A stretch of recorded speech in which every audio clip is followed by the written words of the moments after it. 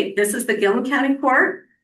We're holding a joint work session on housing solutions this evening. The meeting is called to order. We'll have introductions of the county court and then any introductions of others. I'm multitasking, sorry, I'm running the video and the meeting. So will you make sure that, Kelly, that you check on those who need to be allowed to talk on the video? I think we have everybody.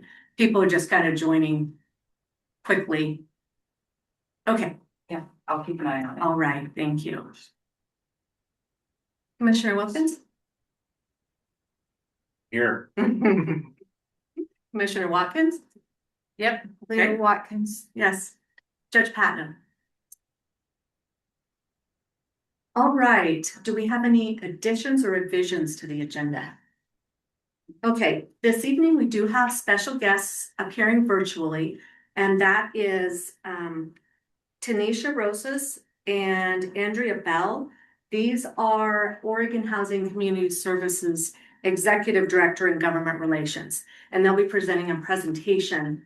We're going to begin with that, so I'm going to adjust the agenda order and go with 3.1 at this time. Tanisha, can you hear okay? Yes, I can hear. Okay, great. Perfect. And Director Bell is here too. I want to make sure that we can hear okay. I'm going to ask a technical question. Do I turn up my computer volume? So your computer should be connected to the OWL. Okay, So let me do that and just see if it helps. Okay, Tanisha, let's test the volume. Can you hear us now? Yeah, that's good. I'm going to go up a little bit further. Okay, Perfect. Go ahead. Wonderful. Well, I will dive in. Let me first by doing my own volume test, judge and commissioners, just to make sure I am seen and heard clearly, and you can look to you to advise. Yes. Wonderful. Well, good evening, good afternoon. Thank you so much for having us. For those that are either virtually here on the screen and certainly to the leaders that are in the room, just by way of formal introduction, my name is Andrea Bell. I serve as the Executive Director of Oregon Housing and Community Services, which is the state's housing agency. I'm going to share just a few things at the top, and then I'll have Tanisha and then maybe our other colleague, Mike, also introduce themselves and talk a little bit about why we're in front of you in case you are thinking or wondering what the heck is an OHCS and why are you here? Let me just say, first of all, several months ago, the judge and I had an opportunity to meet in person and to talk a little bit about the needs of the community that she serves, the community that you serve, and our shared experiences and observation is part of the state that we love and call home. It is no surprise to any of you that one of the primary struggles and issues that people are facing that are keeping them up at night is affordability, and in particularly the cost of housing and the reality that there isn't enough of it. So whether you are an everyday person that is working and trying to get by, you might be worried about the cost of housing and childcare. I am older today than I was yesterday, and so we all recognize the need of affordable housing, and in particularly for the older adults in the communities that we serve. And frankly, just the reality of what it costs to get by and that we don't have enough housing. And in particularly, if I can talk a little bit about the critiques that we have seen of our own sort of time in government, or my time in government, is we haven't done enough to concretely and expressly support the needs of Oregon small towns, rural and frontier communities. It is a priority for me. And so we have really wanted to make sure we understand your needs and priorities, and to talk specifically about the opportunities in which we can be of service to you and your residents. In that conversation, when the judge and I had a chance to connect, probably of no surprise to any of you here, she was clear and specific about the needs. You could clearly hear the relentlessness in her own pursuit of making sure that the needs of the members of this community can be specifically served. And probably of no surprise to you at all, there was a deep sense of compassion that she had. And what came from those conversations is slightly me pestering her a little bit and some of the other judges to say, what can we do for you? And this is really the start of that conversation, is to really just offer to you all, one, a little bit about us and where we believe we can be of service to you all to meet the housing needs of your community, and where we're hoping we can begin the relationship, partnership, and expectation of us to make sure that we are with you as you're looking to solve these really important, pressing local issues within the context of your community. So before we get into some of the information, maybe I'll pause for just a moment to see, Judge, have I missed anything, any initial questions? And other than that, I will pause for just a moment. I do want to let you know who's in the room without taking a lot of time for introductions. We have in the room and virtually, we have both cities, Condon and Arlington, represented. We have people who have personal housing interests. We have a community development corporation that is focused on housing. We have a port district that has worked on housing solutions. And we have someone from the economic development district present. Individuals who are interested in housing and potential landowners and maybe developers who may also be in the room. Did I miss anyone? And our sheriff, he's in the room too. And in comes the press, and in comes somebody from the Pioneer CDC. So our community very much cares about this. As you can see online, we have interested people. We have a planning director, her assistant, Mid-Columbia Economic Development District representation, and looks like some builders and maybe some developers online. Okay, thank you. Fantastic. Well, I appreciate that orientation, and I fully take the collective galvanization of all of the folks that are here, both in official and just citizen capacity, as we clearly see the mandate and the need for housing, and we want to help be part of that and help make sure that you are getting what you need from us, and that you can also lay out for us some set of priorities that you have, and we will order our steps based on your direction. As Tanisha's coming off mute and beginning to orient, I'll maybe just say a couple of things about the organization of how our agency is structured. So we are a state housing agency. Our primary mission is to deliver housing solutions that concretely make life better and more affordable for people across Oregon. And of course, housing is a major cost burden for a lot of folks. The way that our funding works, generally speaking, from the legislature, we usually get resources every 2 years. And the way that the agency is organized, if you will, we have one division that focuses just on rental housing. So the idea of, if you see a plot of dirt and over time that plot of dirt turns into housing, generally speaking, if it's affordable housing in this state, hopefully we have done something, our resources have gone into making that possible. So we hope to get more housing on the ground across Oregon.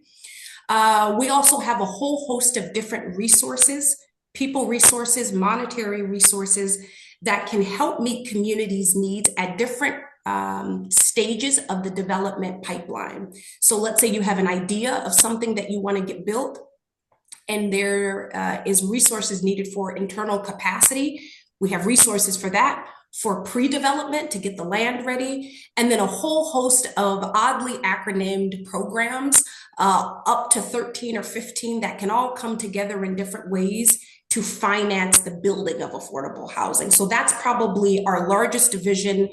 It is our largest division and what we're mostly known for. I'll quickly breeze through the other divisions just by way of orientation. We have another division that focuses on home ownership. We have a lot of renters that could be to-be home buyers, and it is too costly and there's not enough of it. So some of this similar work that we do to produce more rental housing, we also have a division that just focuses on different types of home ownership models. And then we have two other programmatic divisions. The third one is our housing stabilization division. And don't worry, we will follow up to make sure you have all of this material in front of you, which really focuses on homeless services, community services. Think about weatherization, to make sure that air is not getting into the house and spiking up the energy bill. And then when people have struggle paying their utility bill, we help with that too. And then our final programmatic division is disaster recovery, which is when a natural disaster hits and it impacts and demolishes housing, leaving people without. We also have a team that administers primarily federal resources to help rebuild. So what you'll hear today is really an orientation of those divisions, with probably for today's conversation, a primary focus on rental housing. So that is where we'll spend the most of our time, and I will yield and turn it to you, Tanisha. So thanks again for having us. Thank you. Perfect. Thank you so much, Director Bell. I'm going to share some, hopefully, share some slides that can highlight what Director Bell was addressing, but essentially that lay out what we do as a state agency. And then I will be able to, oh, 1 second. I'm going to share my screen now. Okay. I'm going back this way. Let me know if you are having issues with, oh, there we go. I see it. Perfect. So what I want to chat about today is just some orientation of what we do. Director Bell has covered a lot of that, so I'll speed through the first couple slides and give you some really concrete tools. But what I really want to share first and foremost is Director Bell is passionate about getting housing and connecting people to resources that need it. And so none of the information I share today is in any way meant to say you can't just email me and ask the same question. So feel free, my contact's at the end of this, ask me your questions. But I really love to look at websites. So I like to provide people resources to monitor how things are going. So historical context, real briefly, OHCS has grown dramatically over the past 4 biennium. Just like Director Bell said, our funding comes from the state legislature. And every 2 years, they keep growing. The need for housing and housing development and housing stabilization resources is becoming extremely apparent across the state. And the legislature is responding by increasing our funding. And so our agency has grown in what we've done and how we get money out the door. Just a snapshot, you do not need to dwell on this picture a lot. These are all of our core programs across every single division that Director Bell just mentioned. I will share these slides afterwards, but a lot of this information is on our website. So just really quickly, we have housing funding from the whole entire spectrum of the housing continuum. So for our housing stabilization division, we have some priorities. We create access to traditional and eventually long-term housing. We fund essential services such as utilities and energy assistance, and we coordinate statewide housing network to address housing insecurity. Our affordable rental housing creates affordable rental housing, preserves affordable rental housing. We also oversee the long-term property compliance and long-term programmatic compliance as well. And we support permanent supportive housing investments and HUD's rental assistance portfolio. Homeownership, we create homeownership opportunities, we spur homeownership retention, increase the supply of affordable homes for purchase, preserve manufactured housing parks and manufactured housing as well.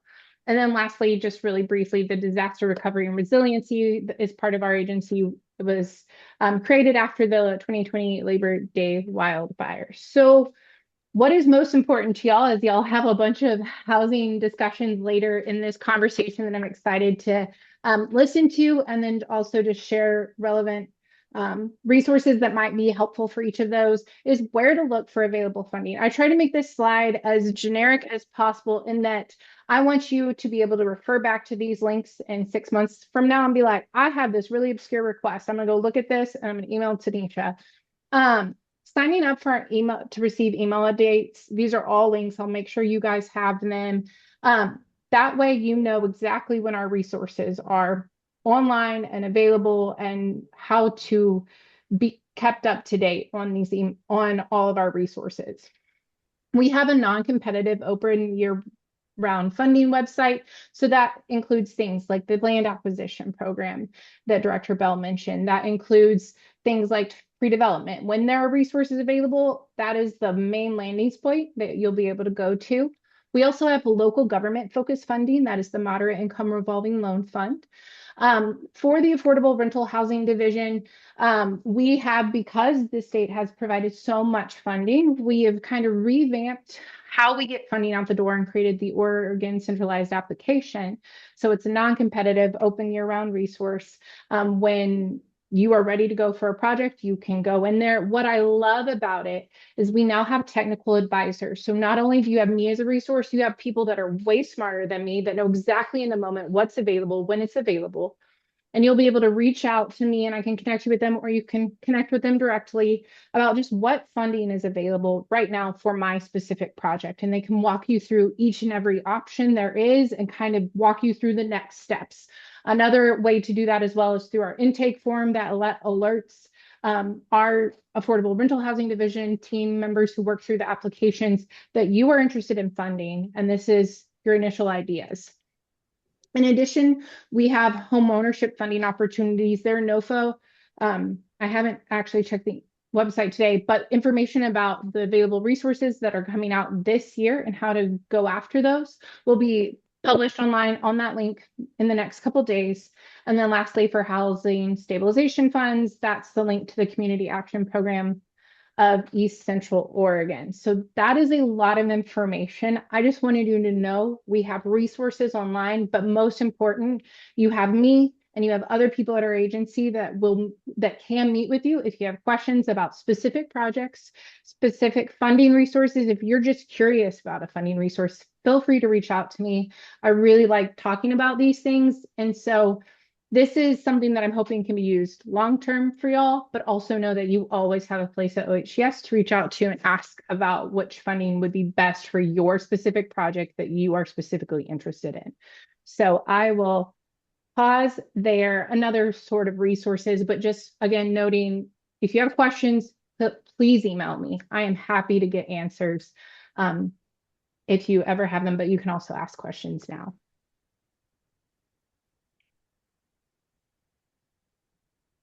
Is that the extent of your presentation? Yes. Okay, I wasn't sure if you were pausing or Sorry. that was it. That's okay. Thank you. That was very, very informative. Is there anybody that has questions about what you had to say? Thank you, Tanisha, for presenting the information. This information will be on the Gilliam County website. And we also printed out hard copies, which are in the back. There may not be enough given how many people came in today. So thank you very much for that and the resource that you offer. Appreciate that. We will go into, at this time, correspondence and public comment. We do not have any correspondence, but as far as public comment, if it doesn't, won't be covered under housing projects, which will be discussed under 4.0, you can go ahead and present at this time if you have any public comment you'd like to come up and share regarding housing. Is there anyone in person? Is there anyone online? Okay. We'll just go into the housing projects that our partners have brought to fruition or are in the stages of development right now.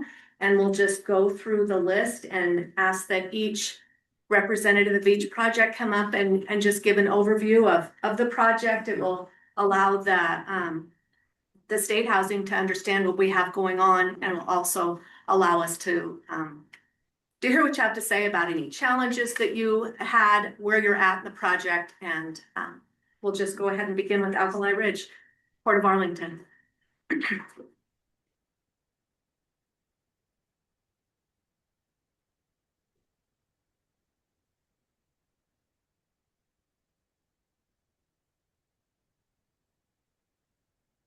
I'm Jed Crowther with Port of Arlington.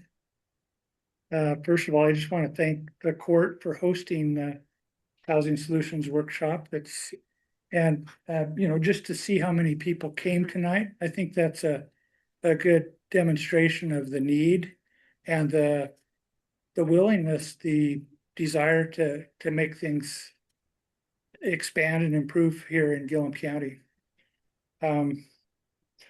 appreciate also the resources that have been provided here by OHCS.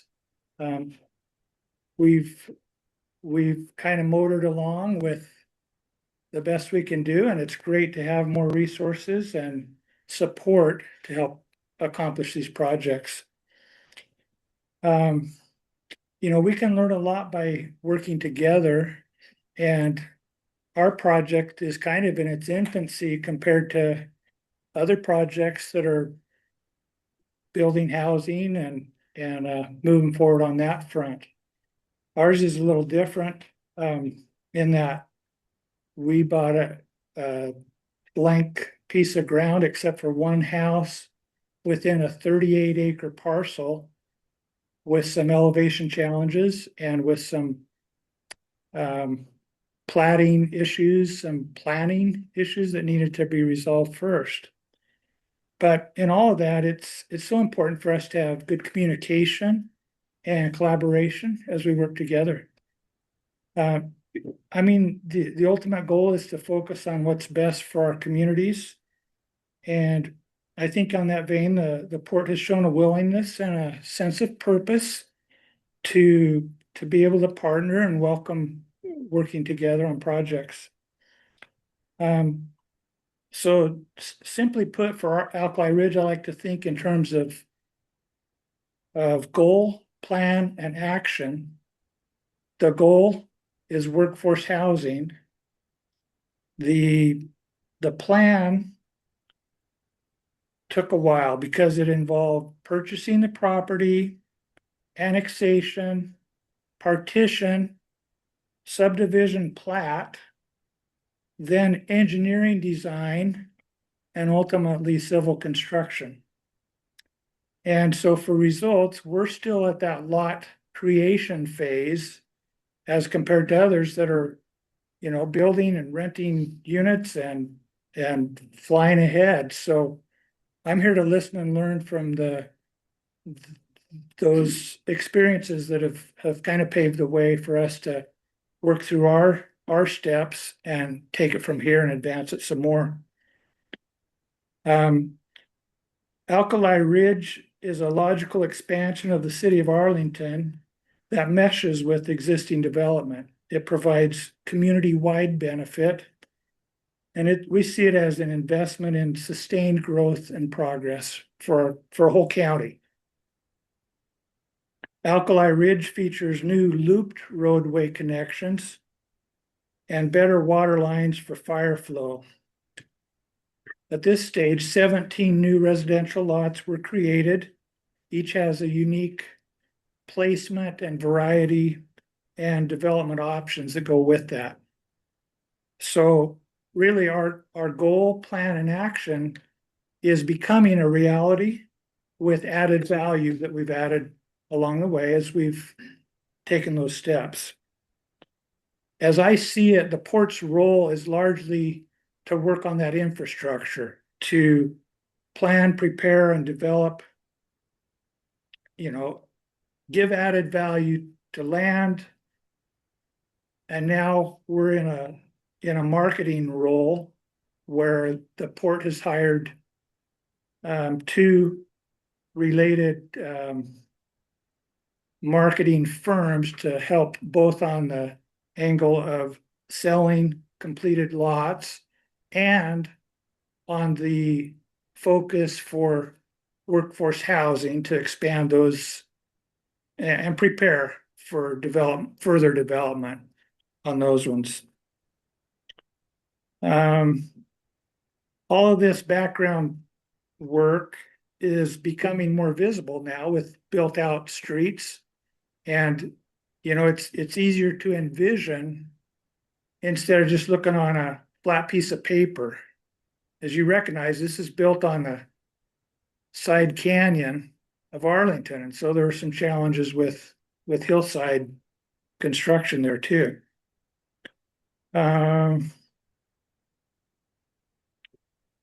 One thing I'll say too, it's important to just remember all the interrelated factors that go with housing. It's not just standalone housing by itself. It's how do you connect housing with jobs and with the services and the amenities in our region? Somehow we need to involve businesses, schools, healthcare.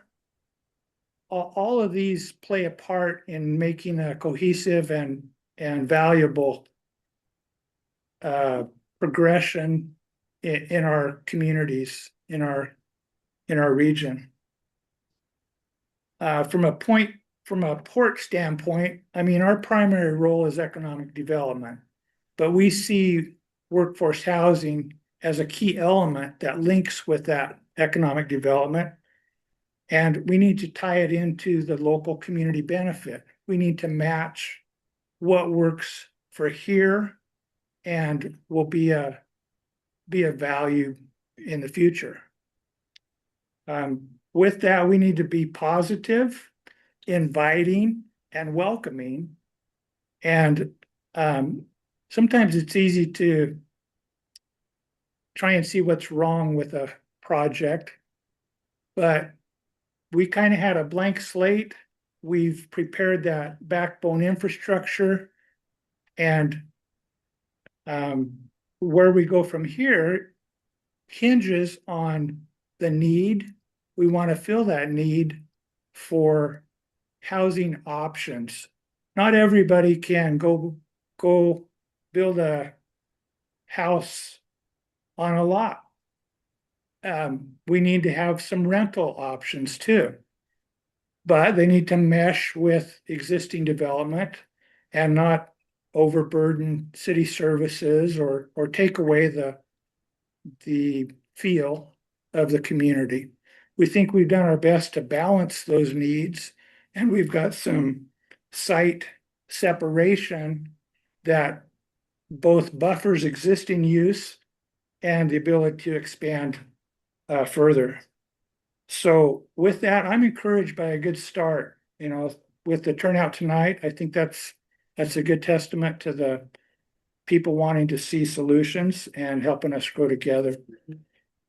So that's just my introduction, and welcome questions or as we proceed to workshop kind of type of discussions Right. to participate Yeah. further. Right. Do you have anything All right, on that? So next we have the grade school. thanks, Jen. Thank you. Oh, the grade school. Do you want to stay for the grade school?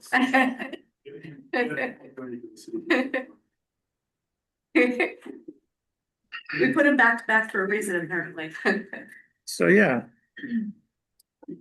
Yeah, when you said grade school, I thought, well, we're working on the former grade school. Yes. It's still got the sign up It's there, not but grade school. yeah. Exactly. So the old Condon grade school just past 100 years old. It was conveyed from the school district to the city of Condon a few years back. With an understanding that it might have some environmental cleanup concerns. And with that, we approached the state brownfields program. We were able to obtain 2 grants from the state brownfields, one for 60,000, one for 25,000. That helped put us in preparation for a federal grant, and we received a federal EPA grant of 780,000. Did I get that right? I think that is about it. Yeah. Anyway, that would complete the environmental remediation portion. We also received funding from Gilliam County to help on the redevelopment portion. So those two coupled together, plus we've got funding from Avangrid through a SIP as the second phase of the solar project happens on the amount of 461,000. That's countywide for workforce housing, and maybe we'll use some of that in Arlington and some here. But the I mean, it's important to put these resources together, and it takes so much time. It's frustrating to say, well, you've been working on this for 2 years, and when are you gonna start cleaning up the environmental? Well, federal grants take time, and you want to be sure and do them right. And there's seasonality too, when they do the treatments that are probably better suited in the summertime, as I understand it. I'm not the environmental expert. We hired Mel Foster and Alonji, and with that, we'll have qualified environmental professionals to handle the remediation. There will be outreach, public meetings in the community, each step that moves along, so the community will be well informed of steps and decision points along the way too for that. But the goal for that property too is workforce housing. So do you want to say some more about? So the city of Condon, once the environmental remediation is done, the city of Condon will take possession back of it. One of the reasons we're going for a total removal of asbestos versus encapsulation is if it's determined that we have to tear down the building, we have to remove all the asbestos anyway. And plus, if there is a remodeling, we don't have to worry about somebody drilling into an encapsulated asbestos pocket and causing problems. So this council spoke about this at our retreat on Friday. They're leaning towards keeping the play shed at the very least, redeveloping maybe a combination of high density for Condon housing and some open space, because we did make some promises that we'd keep some open space. If we keep it, what was that, 21 when we got the It was 17. 17? It was $12 million for 17 units to remodel the existing building. So that's looking a little unreasonable.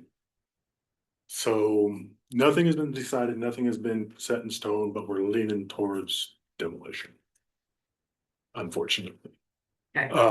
So that means a possibility of development along that west side, which is great because that building already has some height to it, so we can maybe do some taller developments there and not. People already have a tall building next to them, so it's not gonna be quite such a shock to have, you know, a 3-story townhouse or something like that, and then keep the back as either some lower density residential or some open space. But try and keep the play shed in the library. The only issue with that is the play shed in the library sit right where, if you were to divide that into 2 blocks, right where a street would go. So that we're gonna have to design whatever goes around that. So we could probably, if we keep the play shed in the library, you probably could get at least a block and a half worth of housing, depending on what the decisions are made going forward. Luckily, on 1.5, there's the unit, both blocks are surrounded by a 10-inch water line and an 8-inch water line. They're serviced by a sewer line that can support a grade school. So for very little input on utilities, you know, the electrical services designed for grade school, very little investment in utilities, we can have some pretty decent buildings. And that's, like I said, that's where we're at. Nothing's set in stone. We're just kind of waiting until we start, because even the stucco has asbestos in it. So as we peel off that stucco, we'll be able to get a better evaluation of what the structure is made of and what the condition is underneath. So that's where we're at on that. Are you guys have any questions? Yes, the EPA, the federal, the 780 or whatever it was, that any work, have you gotten, you haven't received that yet though, right? Or waiting? We've got the award, yes, and we've got the work plan started with Mel Foster and Alonji. And right now, the timeline is this spring. But the check is not to you guys yet, right? Or the actual funds, or you were awarded the funds? It's awarded, Okay. and then we are reimbursed as work is performed. Okay, that's what I was wondering. Yeah, it's there for Good. disbursement as soon as we submit invoices for it. The work being performed. And when we have to do some public hearings before we can proceed with the actual demolition. Yeah. But then you don't even know if the structure is good or. Yeah. Or The initial engineering, granted, it was not an invasive engineering study. What made some assumptions on what that lower floor was made, that lower floor was made out of. And if the assumptions are right, it's good. If the assumptions aren't right, and it's not necessarily that it has to be torn down because it's unsafe. The cost to convert it into housing would be too much, would be even more than that price they gave us. Okay. Yeah. Okay. Is there anything? So, yeah, so what is your thoughts on why you're keeping the library? Because it's a big open space that we might put a weight room in, might put, a classroom in, it's. The play shed and the library and those locker rooms were the last things built, so they're in the best shape. Yeah. We figure if we have to tear down the middle building, we'll tear down the wings, because quite honestly, the wings are ugly and. They're cinder block with foam insulation board over it. If we, They're cold. to me, and this is just my personal opinion, to me, the only thing really worth saving is, for historical reasons, is the building, is that central building, and if that has to go, why keep the warts that were added on to it later? Okay. But yeah, we just think that like with the play shed and that gym, the library might be able to be used as something else down the road. Does it have asbestos or No, actually the play shed and so it was easier for them to mark where the asbestos was or where the asbestos wasn't. In the play shed and the library were about the only things that were marked with no asbestos. Yeah, there's a couple like encapsulated pipes that we gotta take care of. But when we got over it, they ran every ounce of use out of that building. There's a big leak over the stage right now. There's the boilers, we couldn't get fired. We were gonna fire the boilers up so that the grade school teams could practice in there. Couldn't get them to light. So I mean, it was run to its final last lit, which is what you want out of a building once you're done with it. I know. I think when I was on the school board and we did the bond to Band-Aid it along for another 25 years.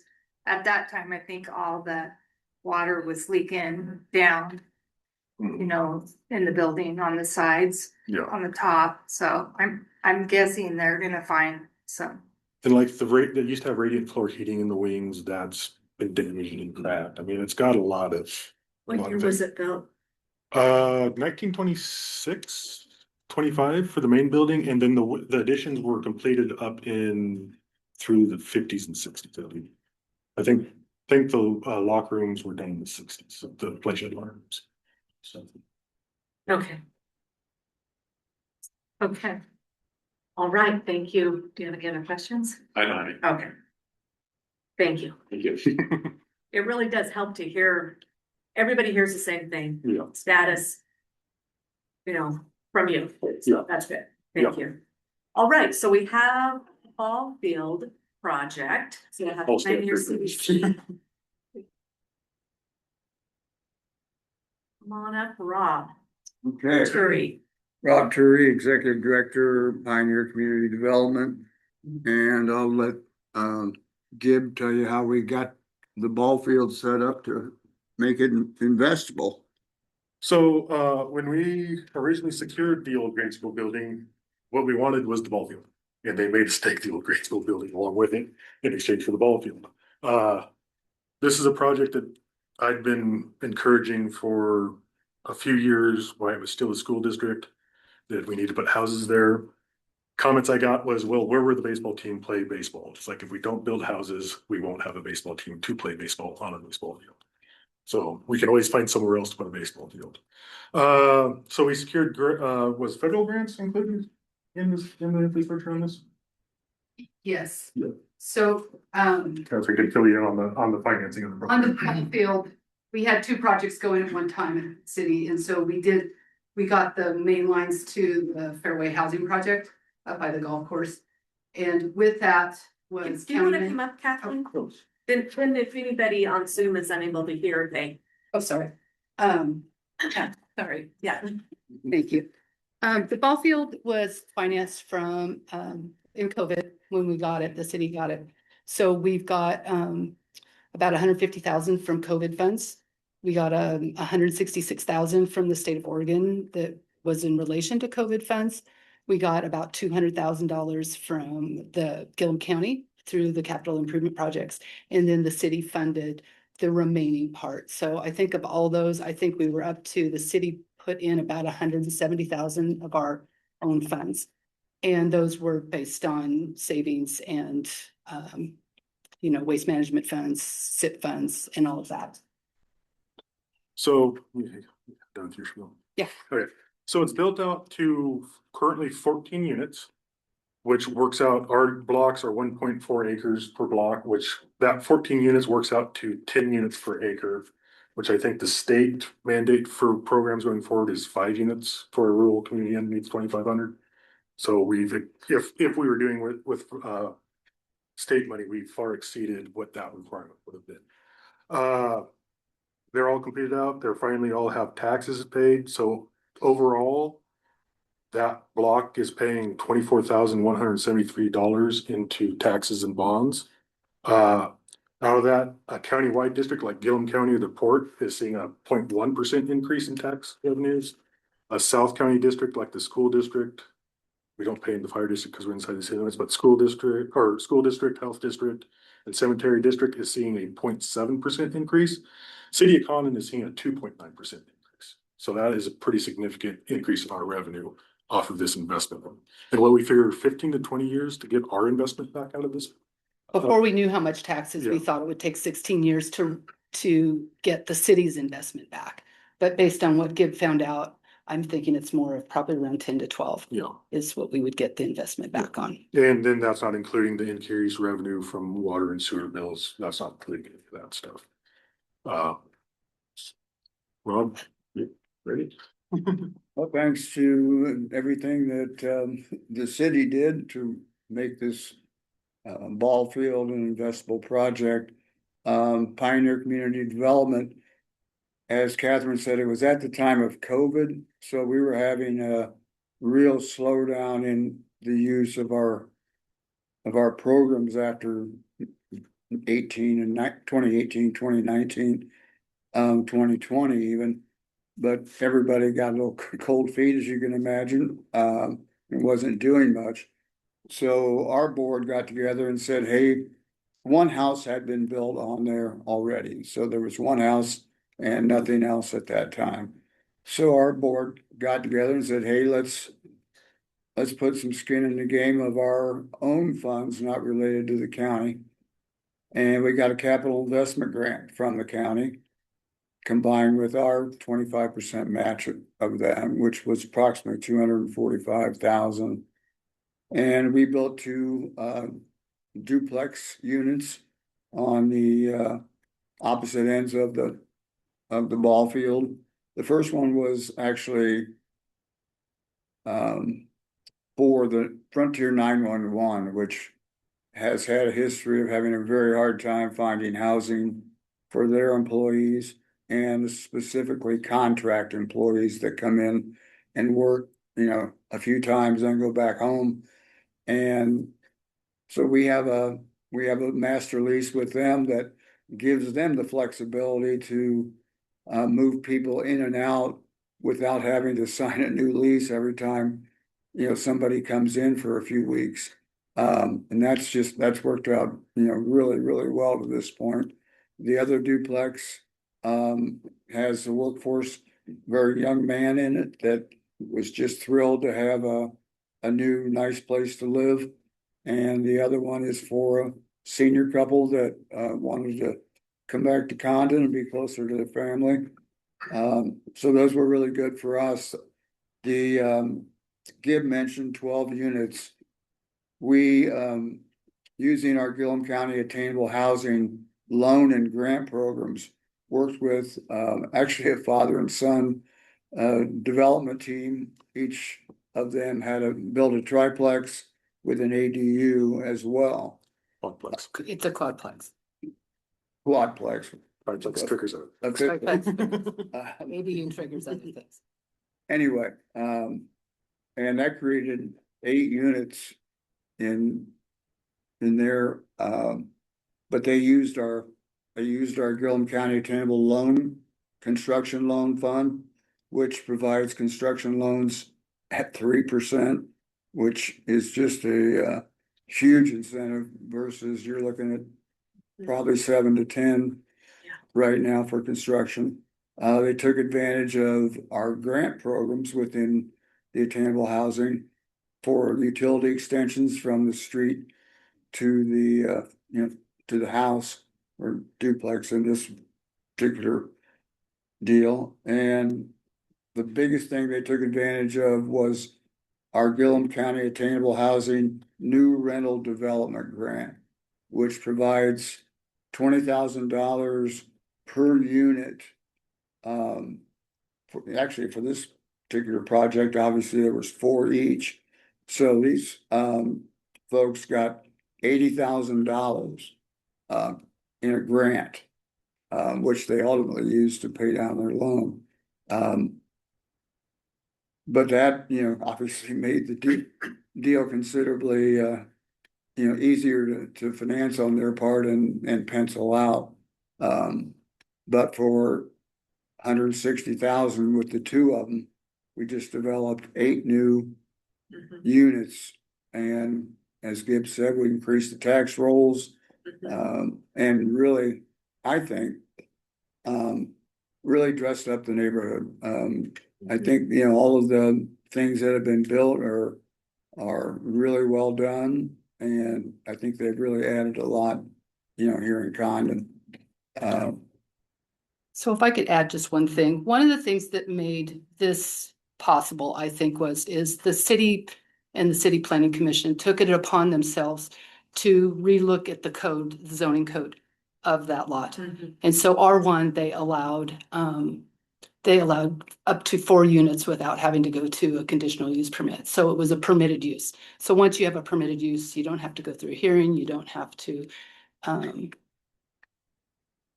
it's an extra expense, and you might have some complaints from the neighbors. And we reduced the lot size for a fourplex. Yeah, and we reduced the lot size for a fourplex, and also too is, even though those aren't ADUs, they also changed it to allow ADUs for other people in the city to encourage housing. And so I'll just say one other thing.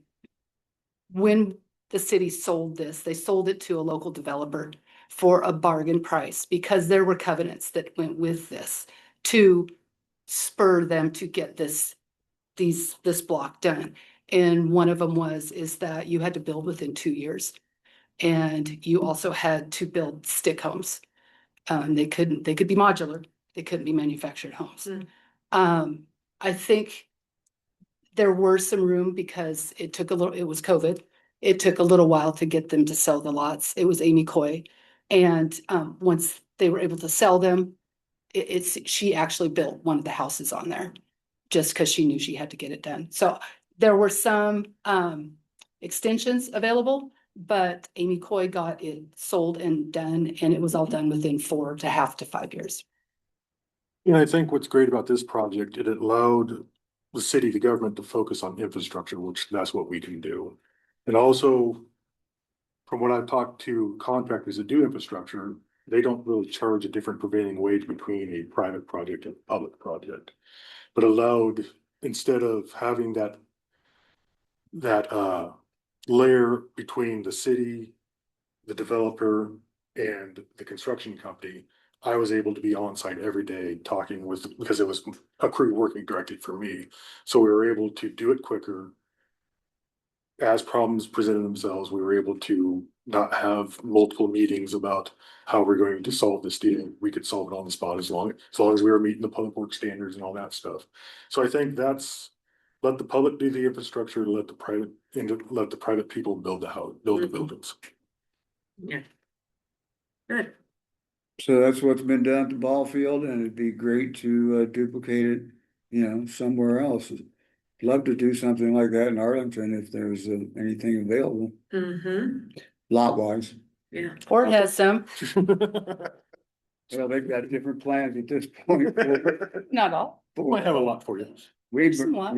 I've already made them aware we'd be happy to provide our loan funds to builders and our grants and those types of things. I think what their marketing group has indicated it really would be great to, get some apartment type building, which would be larger than, something that, we might be able to handle or not.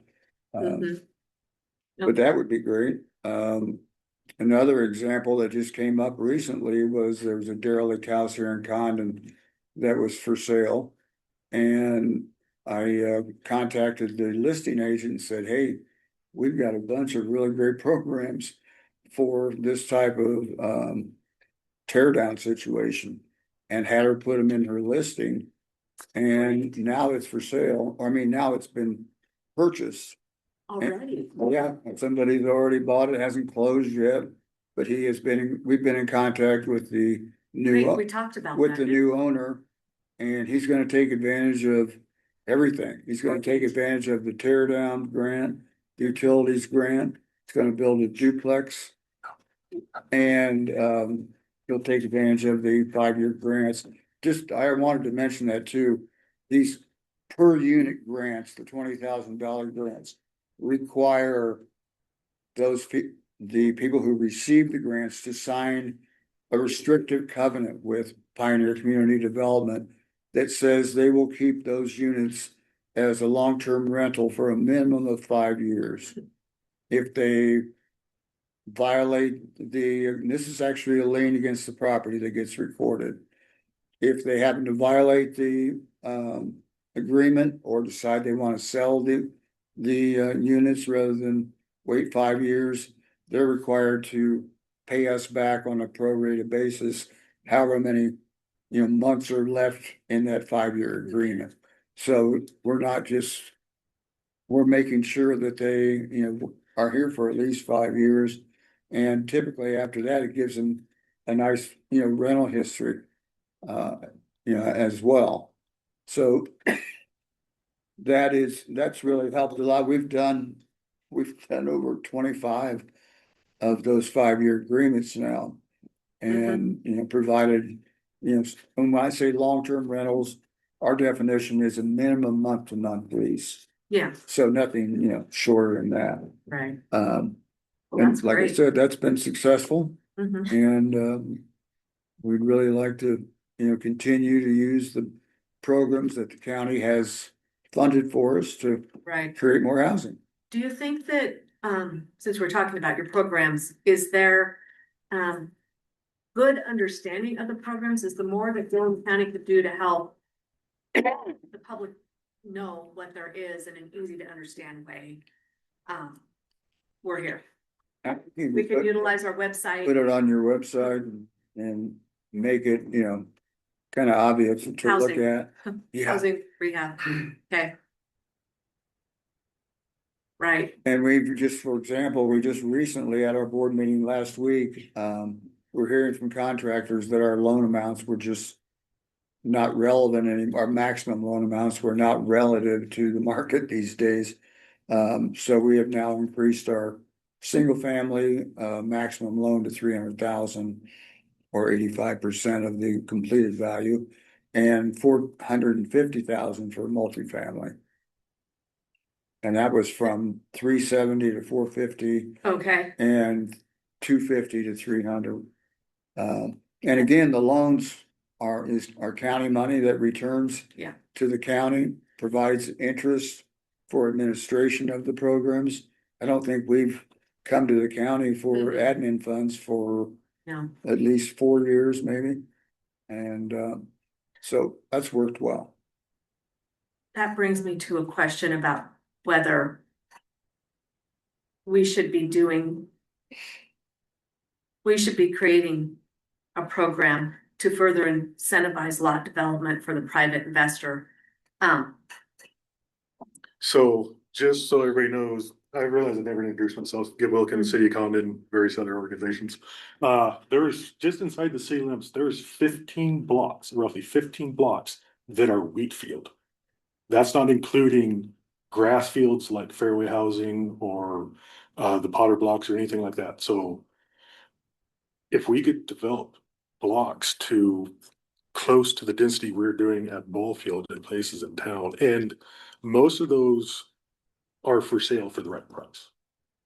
When you say wheat field, are you saying like active wheat field. exclusive farm use? No, there's zone inside the city limits, zone R1, plotted, Mm. streets are plotted, all they need is infrastructure and the right buyer to buy it. Okay. And They're just being farmed. they're just being Oh, farmed, okay. yeah.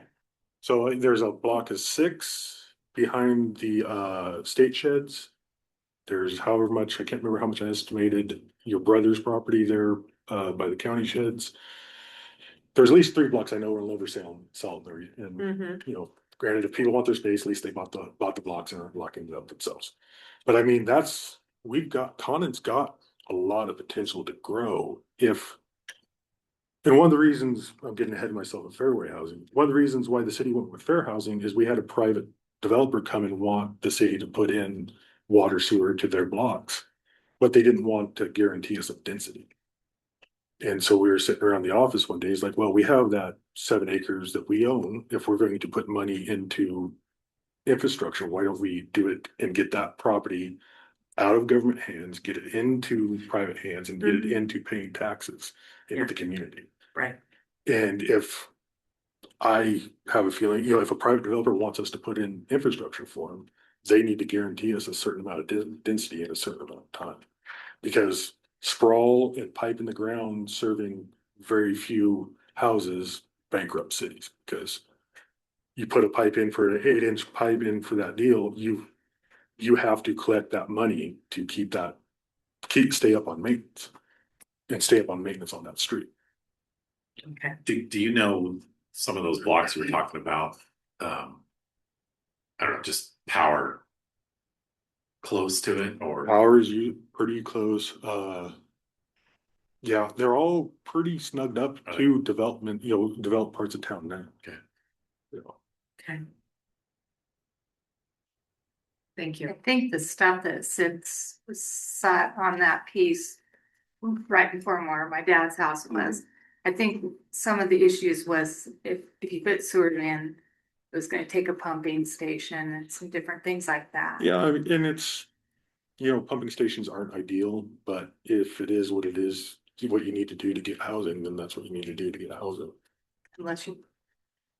I think There was you one- could be on septic, couldn't they? If you're you have to be farther than 250 feet from the sewer line to be on septic. And there was a really deep cut that fixed out of it, but that's all different story. Okay. Thank you very much. Sure. Thank you. Okay, last one, Fairway Golf Course.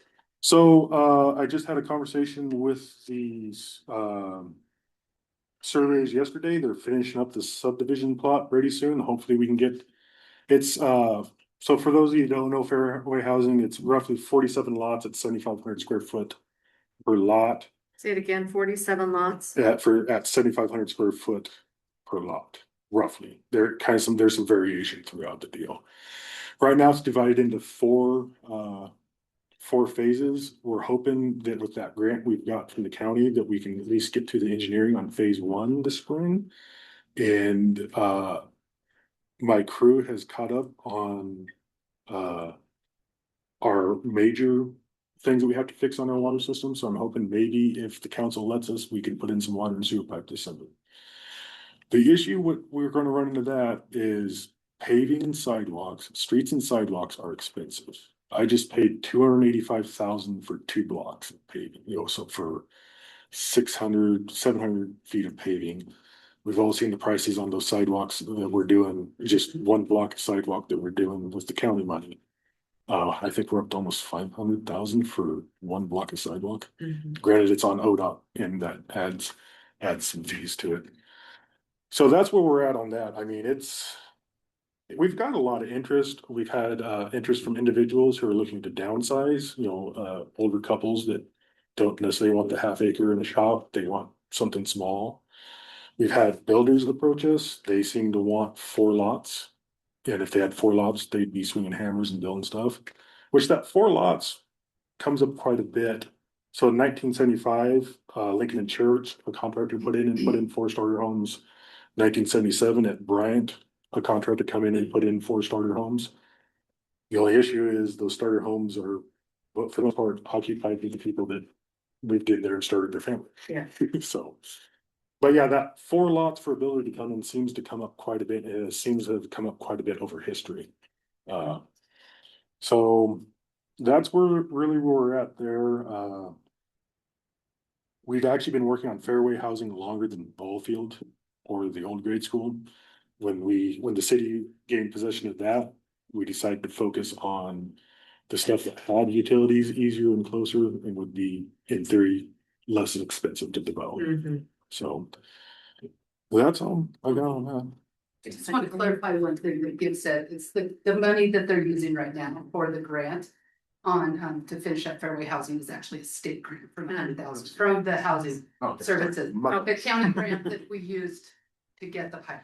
Okay. But as part of the ball field housing, we ran sewer line across the golf course. When we did that infrastructure, we ran a sewer line across the golf course to the edge of the fairway housing development. And we upgraded the water line along Tottenwood from an 8-inch line to a 16-inch line. So that was all part of, I think, the 800 and some odd thousand that we put into the ball field housing infrastructure.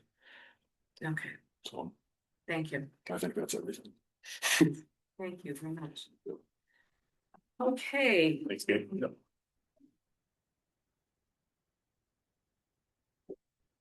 I want to just go over just a few things that maybe will spur some conversation, and then maybe we can have everybody just move up here and just have a conversation regarding any current or future development projects. We haven't heard from some people who are here from Arlington. I don't know if you're here, you're not from Arlington, but your property that you have developed has been in Arlington. We do have some people online as well. But number one, this special legislative session coming up, a resurrection of a Senate bill that did not lie previously is going to be coming up again. And that's the old Senate bill, not the current Senate bill because it doesn't have a number yet, was Senate Bill 1199. And this is for rural counties, which would allow 50 acres of EFU exclusive farm use ground to be rezoned for up to 5 homes with a minimum small homes with a limited size of the dwelling unit. I was surprised Senator Nash is proposing this, and I just kind of wanted to know the feel of the community on something like that. If we feel that's something we would want to pursue, I think it looks like there's a good coalition of people that we could get some letter writing and some support legislatively for that. We may have some issues with Farm Bureau, Thousand Friends of Oregon, things like that, but we would need to just present what we believe is best for our community as our arguments for that. So I'm curious to know what people think about that. There's mixed views. Yes? So you're talking about 5-10,000 acre lots? This would be in the rural communities, 50 acres could be rezoned, that's EFU. And then on that 50 acres, 5 homes could be put on that. That was the old legislation. It hasn't been written yet, but it's virtually the same bill resurrected. Let me see if I have some. Aims to address housing shortages by allowing counties with a population density of less than 10 people per square mile to rezone up to 50 acres for residential use. That mandates a minimum density of 5 dwelling units per acre, this one says. So. Does it list a maximum? Does it list a Minimum. Minimum density. So, but that doesn't necessarily mean that's how this bill is going to come out. The general concept, taking EFU ground out. I said 10,000 acres. Mhm. 10 acre. Yeah, yes. Right. So I'm curious to know what people think of that. Any thoughts? I would love to hear, this is Stephanie Case. I would love to hear some good conversation about this. We just recently became aware of this legislative concept last week during our planning directors meeting. And there was some really great conversation. So maybe to initiate conversation, if you don't mind, I'd like to throw a couple of concerns we had out. One of them that was probably of most concern to me was that hopefully if this language goes through, they really tidy up rules around where it could be allowed, because we had a lot of concerns about creating unincorporated communities. And we have a couple of those in Gilliam County. So Yeah. I think that was Oh. probably one of the most concerning things. Mm-hmm. Okay. Would love to hear what everybody's feedback is on all of this, though. Leah Shannon. Well, I think there's an opportunity there potentially, with some property that I know about. But it would still have, would the county then have to rewrite their zoning? Would there have to be changes made within the zoning? Or if the bill passed, would you designate that property and it would just fall under that new zone? It feels like you would have the county's zoning have to be rewritten. Yeah. Right. Stephanie, do you have any input on that? So it's still really early and I haven't seen the full language. I'm not even sure if they've come out with the full language of the concept yet. As of last week, I hadn't seen anything. I think the idea behind it is to make it to where counties wouldn't have to take any sort of exception to the comprehensive plan or their own zoning ordinance. There's just kind of an allowance to create this. But you know, there's got to be some rules around it. As we all know, you can't just create something. So they haven't really given us clear direction on that yet. Surprised that they were trying to fly this in the special session and not really step back and make sure we get it right. Although if it doesn't work in the special session, it just could come back in the regular session. So I think that's interesting, and it does address part of the housing issue, but you also have to balance that with the reasons for EFU. Go ahead, Jeff.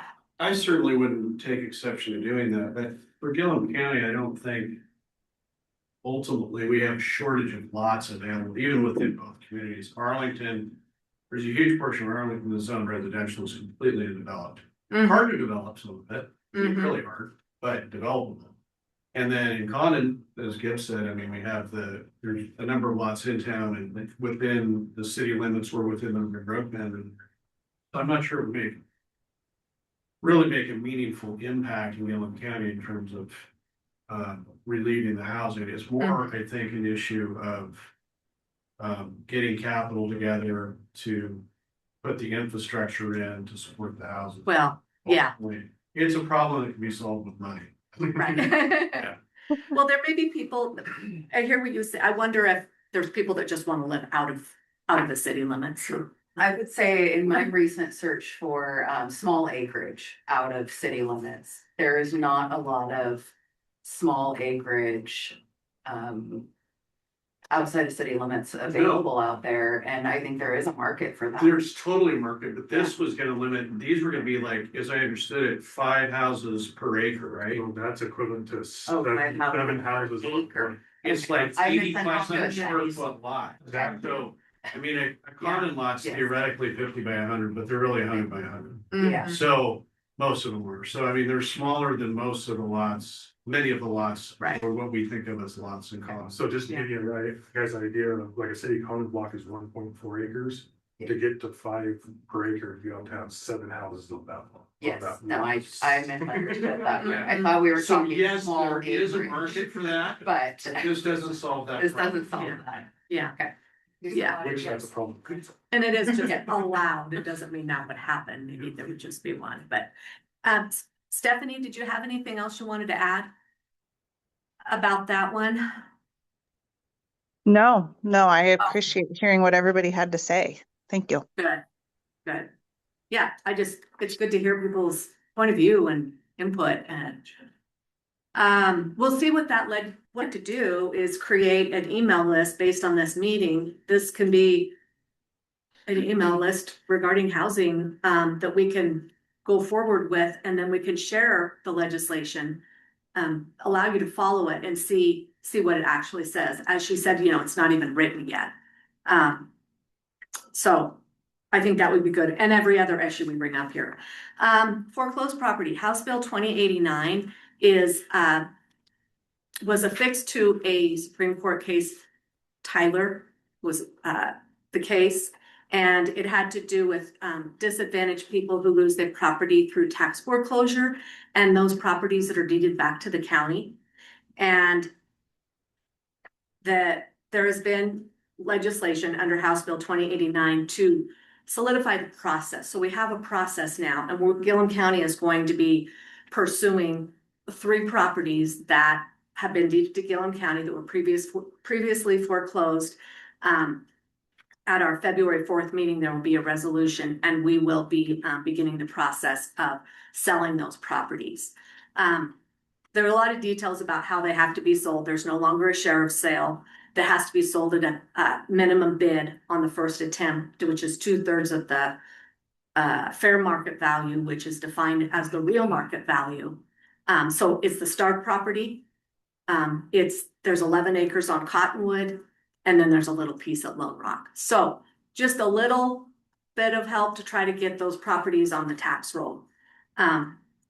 So that we're gonna start that.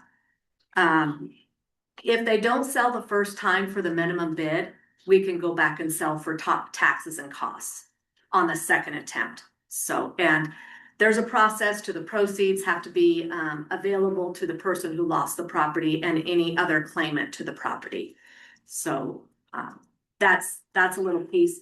I also touched on an idea of whether or not Gilliam County can utilize some of our housing funding to potentially incentivize development to help the private builder, potentially through the CDC, and provide some money to get lots building ready, just like was done in a couple of other cases. But this may be available to not the government or another agency, but to the people themselves. This is the infrastructure. Yeah. Thing you're talking about. Mm-hmm. Is there a need for that? Out here, as far away as we are from the market, it's that much more expensive to build. And if we need to infuse some funding to get things rolling so that then they can take advantage of your construction loans, is that something that we should be talking about? Would that be open for somebody that wanted to develop property, like large scale? Because what I'm thinking of, in the broad experience, is like on infill projects, not a lot of people are letting their lots come for sale for infill projects. Mm-hmm. So it almost Yeah. for somebody that has a couple blocks worth, Right. Okay. So how many acres is that? Cottonwood Park? 11. 11. Yeah, I think, isn't that Sheriff? Yeah, 11 exactly. Okay. Yeah. And with this incentive idea, we would have to limit it because we only have so much funding, whether it be five a year or something like that. Just a thought, just an idea. The other thing is our housing stock we currently have. We have to maintain it. It's older. We have a weatherization pilot going on through Eli, through the CDC, to try some improvements to weatherization of existing housing stock. So when we talk about housing, it's not always just new housing, it's the houses we have that we want to maintain. And then there's some houses we want to destroy. Yeah. There are some houses that are undevelopable lots that really need to go away. Very true. And I think there's also some infill lots, going back to your infrastructure thing, John. This has been like we've gone around in circles. There's people that want to sell the lots, and then there's some other lots that would be buildable I don't know if the people want to sell the lots or not, but the infrastructure to get some of those between 2 or 3 blocks within town. There's not infrastructure, which even if you could buy the lot at market value, the cost of putting the infrastructure is Yeah, makes it prohibitively Yes. expensive to do so. So if there are some programs to help with funding those. And there is, I mean, we have the demolition grants, but there are some houses that it's too bad that we can't somehow incentivize them or get rid of them. Because most of those Incentivize. houses by definition have utilities too, right? Or preserve Mhm. houses. yeah, that's right, So it to, would be great. I can think of 4 or 5 of them. right, And in more, actually, 2 different, mailings, DCDC sent out, to all these, went out, and I think it was Kim Farrar and, Rachel Weinstein went out, identified the number of, actually tear down houses that were out there. And so we sent letters out to the owners of these properties and said, hey, here's what we could do for you with these grants. And we haven't had, I never got a single response back from anybody on those, so. Mm. yeah, But, if this guy, like the guy I talked about, who's, gonna buy one over here on Bottom Street. People see that and they go, yeah, maybe I should do something with this, and maybe it was grandma and grandpa that didn't want to do anything with it.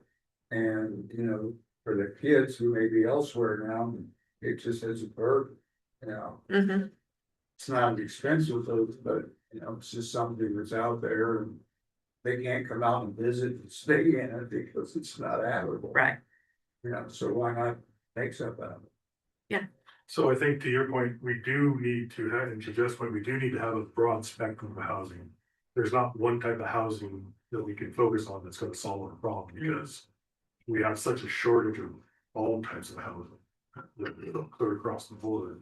mhm. So whatever we come up with, we need to make sure that it doesn't just focus on one, and we overbuild in this sector. yes, And then we have a deficit in this sector. right, that's right.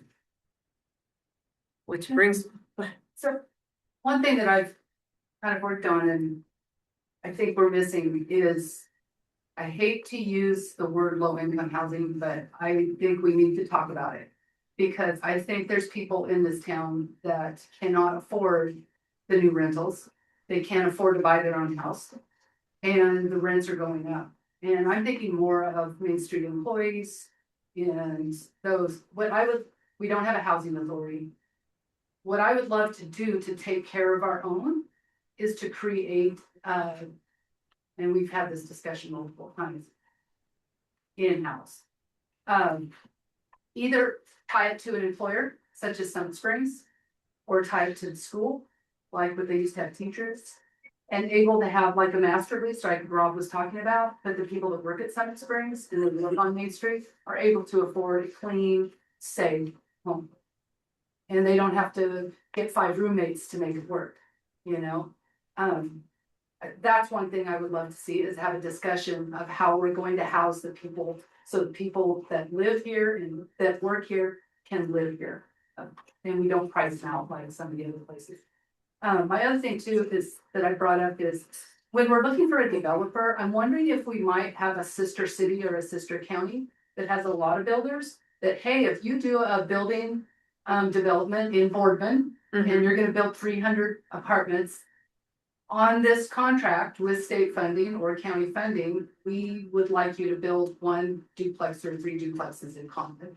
I think it's completely hasn't been done that I could find so far. I think you guys could be trendsetters. You could have a legacy of providing homes for people that can't. And I think we also need to look at other ways of home ownership, land trusts and some of that also. And there's some people that do land trusts that have some connections, and I'm sure Oregon Housing can also connect, right? I just don't want to leave the people that work, and take care of our parents and take care of our kids to not have a safe place that they can't afford it. I have a question to you, actually, Yeah. you're saying that. So who are we building the houses for if the locals can't afford them? So when you keep, I honestly have a question, everybody keeps saying workforce housing, but apparently what you're building, the workforce can't afford. So I think some of the workforce can afford. You're thinking probably the teachers probably can afford these homes. correct. The people that work at waste management can, the people that work at the county, the Yeah. people that work at the city can. I'm talking about basically Main Street, Summit Springs, child There care. is a need for at all levels. Yeah. So Minimum outside of wage that, what workers. is the workforce here? I mean, who are we building the Well, homes for? It What are the depends on which end of the employers? county we're talking about, which is a huge vast difference. Okay. The north end of the county is waste management, wind energy, maybe driving to the Dalles or Boardman because it's close. And you know, they may live there, they just work somewhere else. North End has the whole gamut as well, Mhm. and need to fill those needs for low income wage earners as, you know, and above. And then the south end of the county is, there's a lot of government employment here, school, county, state, DHS, and then Main Street, ag base is our economic base, so. And we talk about need, have we done, I'm sure you have, like, how many homes are you short? Right, Yeah, and yes, and we haven't done that in a long time. and Right. That'd probably be the I mean, best it start. sounds like you have a lot of is the building, housing but then you study. gotta be careful. Yeah. Yes, Mhm. because Yes. also not just your infrastructure of like your sewer and water, but just your services for people to live out here. right.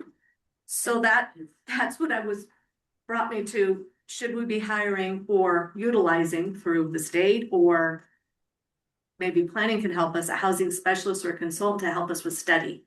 So I think that would be. Judge Patnode, Uh-huh. this is Carla. Carla. Just hi, yeah, for everybody's benefit in the room, Carla McLean. I am the Boardman planning official and responsible for the contract between Boardman and Gilliam County for planning services. I also served as the Morrow County Planning Director for 17 years, worked there for 18 plus. This is a great conversation, and I think what I'm hearing is we know we have a need, but we don't know what that need is. And there's a couple of tools that are available in the kind of the state of Oregon toolbox of land use planning. And one of those tools is they've changed the name. It used to be a housing needs analysis. Now it's called a housing capacity analysis. Boardman is actually the first one to walk through that door. The brand new rules, they became effective January 1. We've kicked off our project and we're going to work through that. But they've grant funded a lot of communities for that. If Gilliam County partnered with both Condon and Arlington wanted to partner, we did a program in Morrow County back in 2018 and 19 where we did a housing strategy study. And a big part of that was a buildable lands inventory where they actually went through a process where they looked at all the available residential lands, specifically those zoned for residential purposes. Were they developed? Were they partially developed? Or were they undeveloped? Determined what that inventory was. And then they couple that with an economic component that says in the market, and they look at communities, they look at your history, they look at communities similar to yours, and the economic side of that says, well, this is what you have from a market perspective, and this is what we anticipate you need. And so there might be a real opportunity for, again, the county and both communities to partner and engage in that. And that would begin to answer those questions about what do we have? And then what does a good economic analysis say we need? I think it begins to answer the question, and I'm sorry, I don't know everybody in the room, but somebody was asking about what is workforce housing? How do we address that lower income need? How do we know what that need is and where it is? That's the kind of study that can begin to answer those questions. The Boardman budget, I'm just going to tell you, it's $100,000. So it's not an inexpensive process, but if you've got developers who are hitting and missing, this might help them hit and make the mark, because you'd have real data to show really what you need and even more so tailor it so you would know where you need it. What are the needs in Arlington versus what are the needs in Condon versus truly what are your rural residential needs? What are the things you need out and about?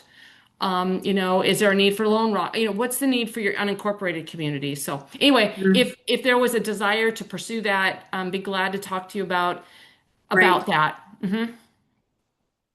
I think it's worth exploring, do you? Yeah, I think that's maybe where we go. Yeah, that's the worst thing we can do is overbuild our infrastructure. That's going to take the downs. If we have a bunch of pipe in the ground, that's not generating revenue. Yeah, right. Right. That the outcome of a housing capacity analysis can lead to other planning efforts and provide information to that. But it can really help identify where your needs are, because I absolutely agree. Why put pipe in the ground and then not sell anything to connect to it? Then you've just got static water sitting there. So that this could be a real initial step to going forward with other parts and pieces. Anybody have any thoughts on that? I think it'd be real good for Condon. I think you're a little more. I think you have some more opportunity here because you're farther away, so people are gonna move and they're not gonna commute. Yeah, I think Arlington's a little tougher I because hear you. you're close to Boardman. You can buy brand new homes in Boardman under $300,000. That's affordable for your workforce, for your teachers, for waste management people, and it's a 20-minute commute. Plus, they have restaurants and a grocery store and immediate care clinic. I mean, Yeah, I think it's gonna be a little tougher that north end, but you are a little more sheltered where once you have to keep them here. They're not. yeah, we have such a difference if we're so far away. People don't have choices in Condon or they really have to wanna go, but you're too close to options on the north end, but. I think with the housing too, it's kind of like with the transportation system plan. When we did it county-wide, we didn't have as much involvement, but it wasn't specific to the areas. So if they're gonna do a housing capacity or a housing study, I think it needs to make sure that they do each community separate and the county as rural separate. Because you're right, there's a lot of difference between the communities and what they have and what they need. And so I think that would be better if it's like that they're split out. I mean, Okay. obviously you can go with the same contractor, I just. When we Yeah, did the whole transportation system plan together, it was was not, just- it was not a good plan compared to the one we had that was specific. okay, Just for clarity, the Morrill County Plan did address each community individually and then also the rural residential lands in the county. You absolutely need to know what the needs are in Arlington, what the needs are in Condon, and how we did that in Morrill County in a collaborative process did provide specific answers for each community. I don't disagree with the need. And I think too, the baseball project I used to work. So the baseball project did show us that housing is needed, because it's my understanding if they're not all full right now, they're close to being full.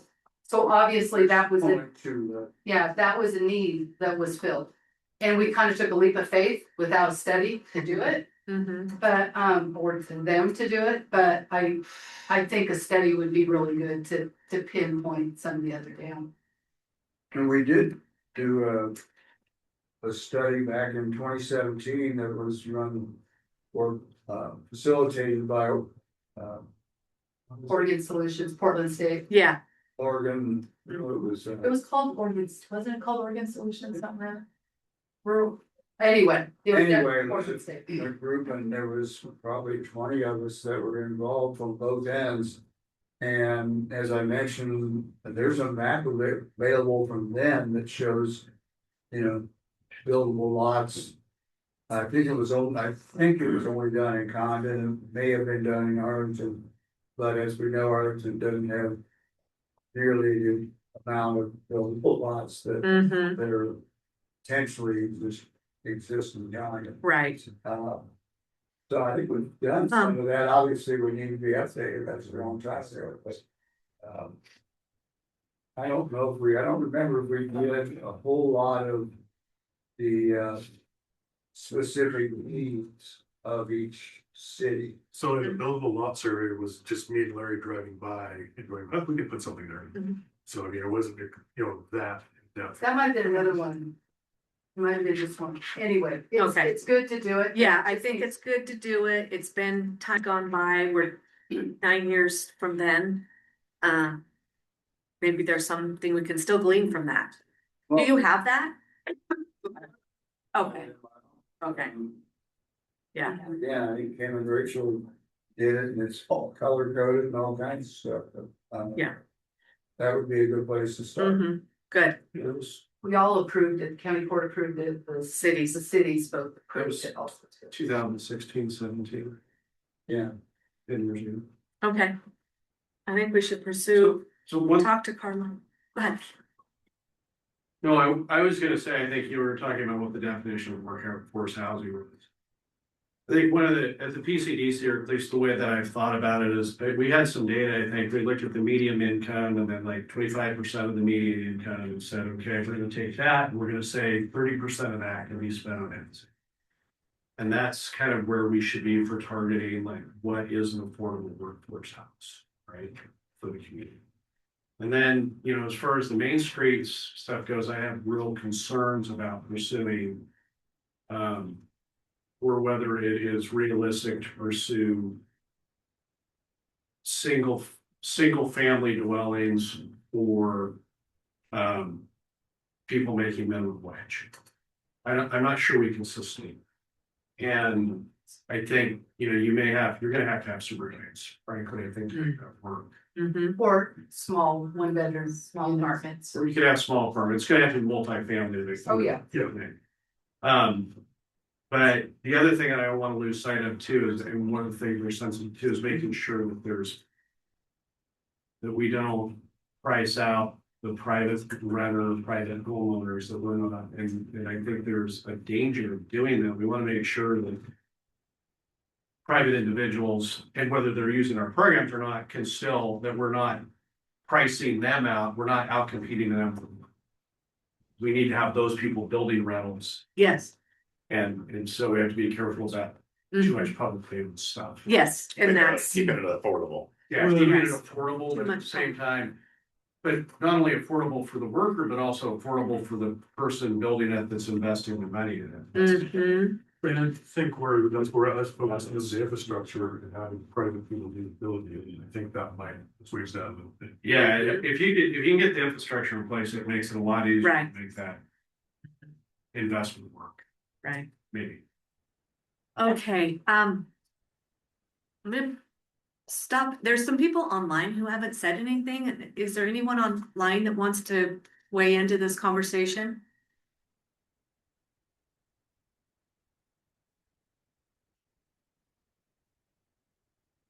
Oh, Andrea. Andrea? Oh, perfect. Thank you. I will also turn my video on as I have been vigorously listening. There is no shortage of good work and ideas that are happening in the county. I will just aim to summarize a few things in service to where we ought to be and can be positioned to support specific to some of the actions you all talked about. So I think starting with, some of the conversation, both from the comments from Carla, but I think some of the conversation around just assessing what is needed and in what order and in what volume, recognizing that we're talking about housing in relationship to the health of the economy for these communities. And so if the community decides to sort of partner up with other communities to have a capacity assessment of the needs, which a lot of communities do and have found to be I think incredibly beneficial to know where you need to prioritize resources. We can help with that, particularly from a monetary perspective. Sometimes those plans get pricey, and we want to make sure that Gilliam County can optimally be positioned to be able to engage in having a plan that you need that is specifically with your communities in mind. And so I will include that, Judge, as a follow-up, so that as there are follow-up conversations, if that's something that you all decide to move on and find that resources or a gap or a little bit tight in order to make it happen, let us know so that we can help potentially bridge the gap there. That's thing one.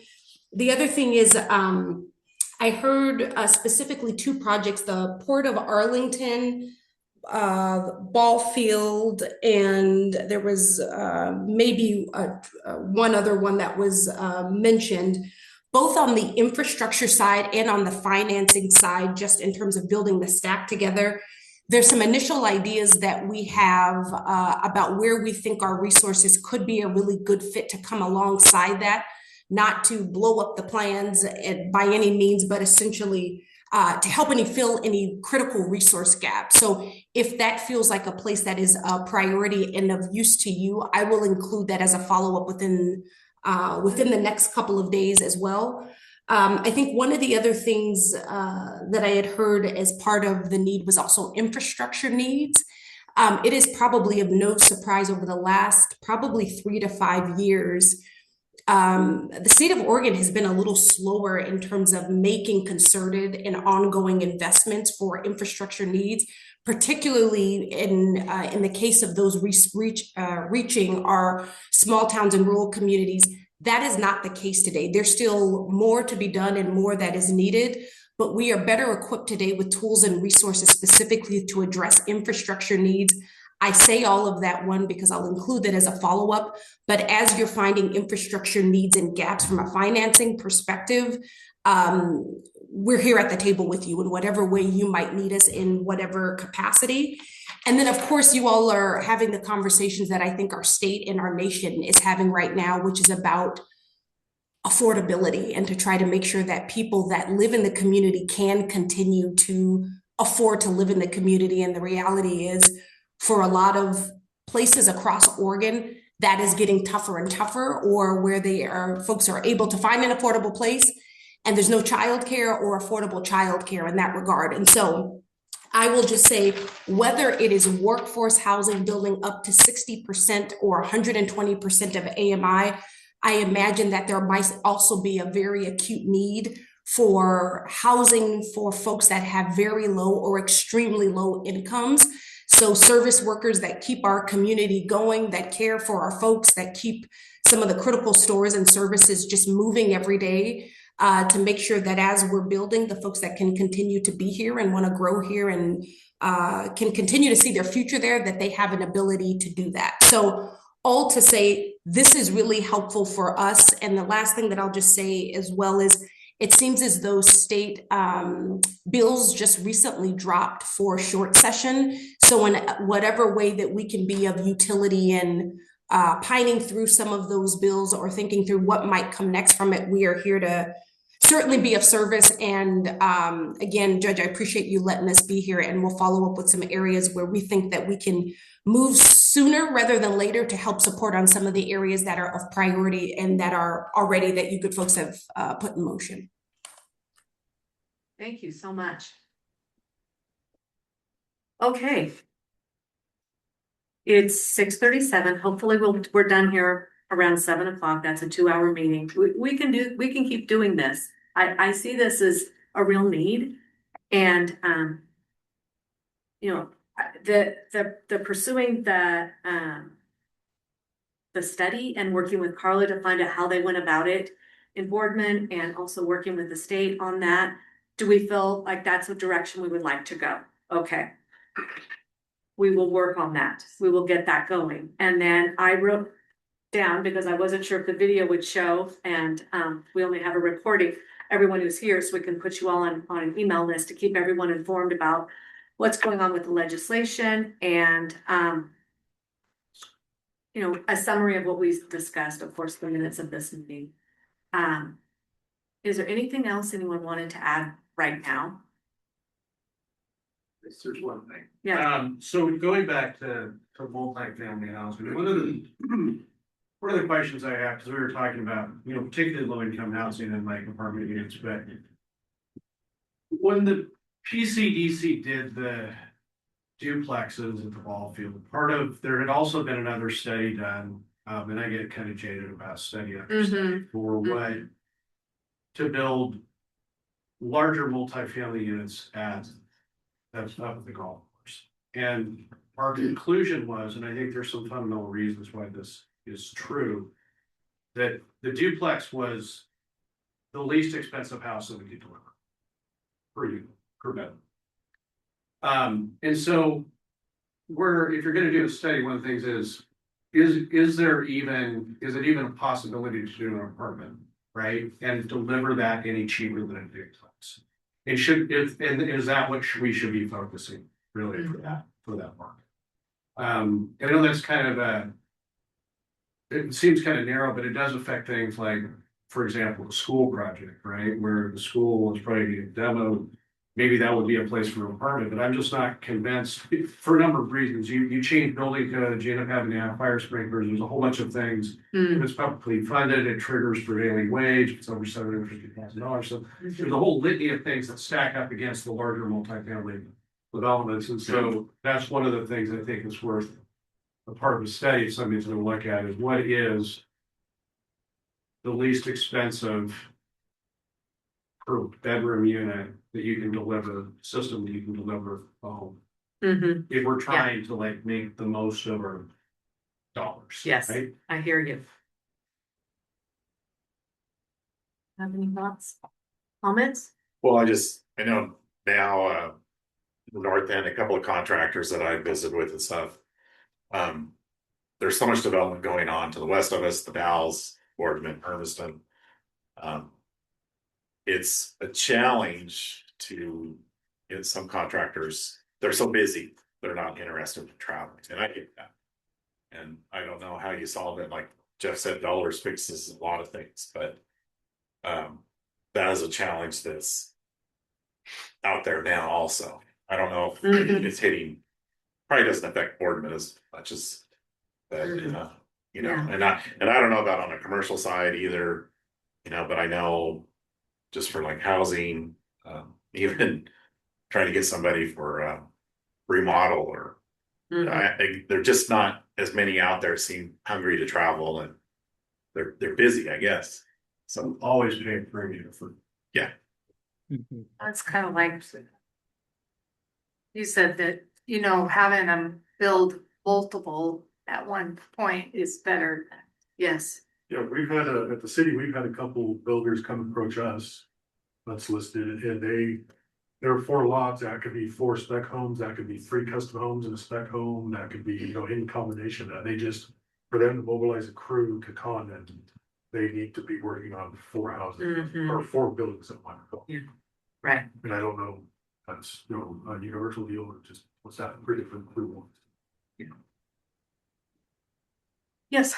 What happened to the downtown project that was going on, where there was going to be some renovations of upstairs downtown buildings? The second that were story, going the to be second story. story apartments. Yeah. That maybe would help with this Main Street worker problem. What happened? Where is that?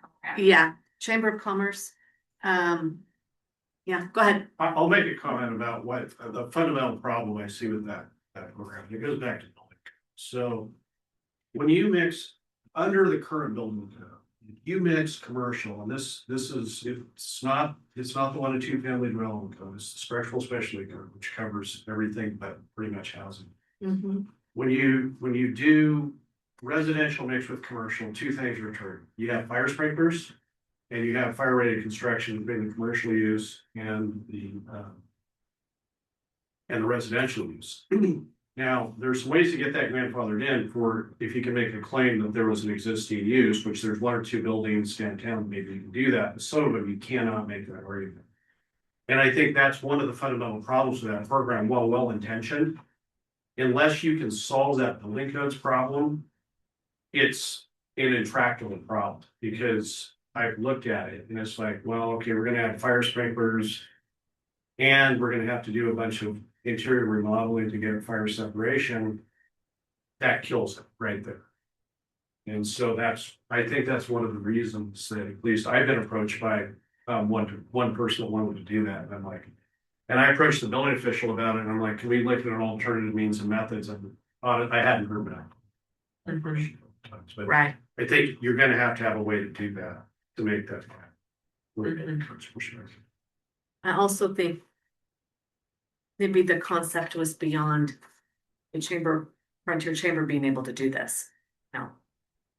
I don't know. There's a technical problem. Yeah.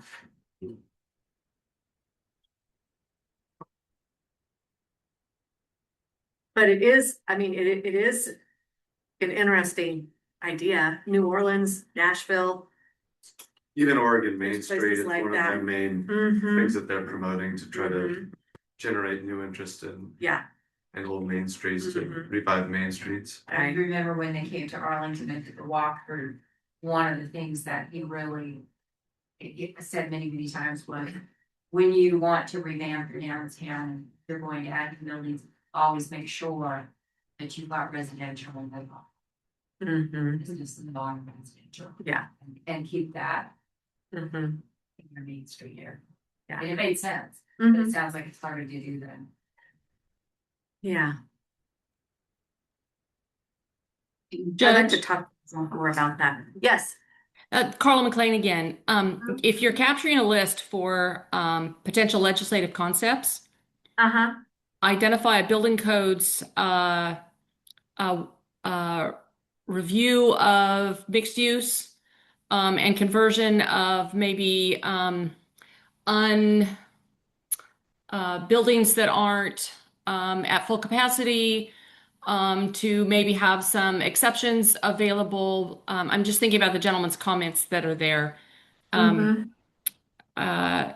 Be glad to encourage the building official who your building program comes out of the city of Boardman as well.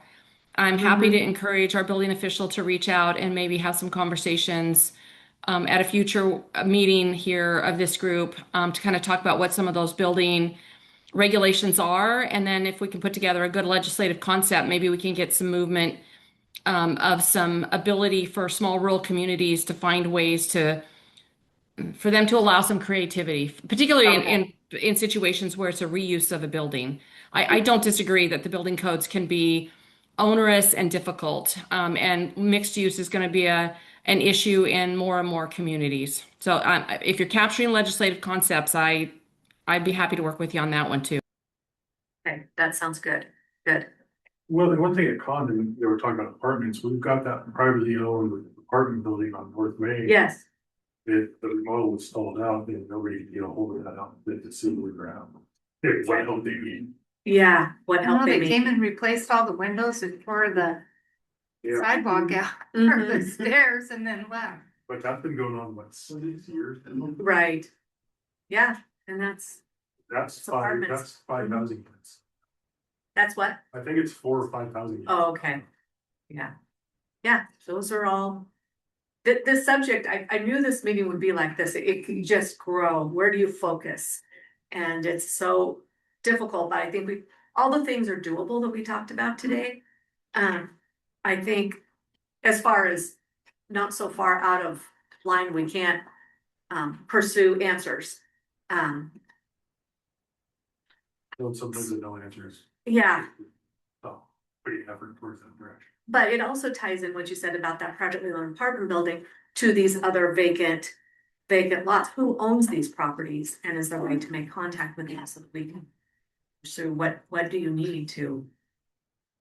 Yeah. All right, is there anything else?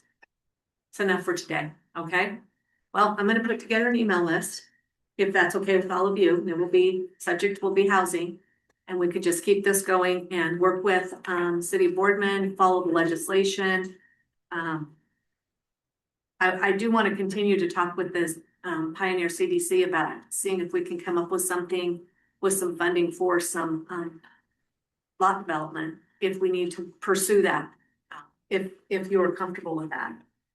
Yeah, I am. Even if it's just a couple. Then you're talking about like a grant. Mm-hmm, a grant, mm-hmm. Yes, okay, yes, One more thing. uh-huh. Hold on. With as much discussion as we have had, with as much variety as with all the different entities that are interested, and I know we've thrown this out before, we need to think about a housing authority, and honestly, I don't even know what that really looks like. But Yeah.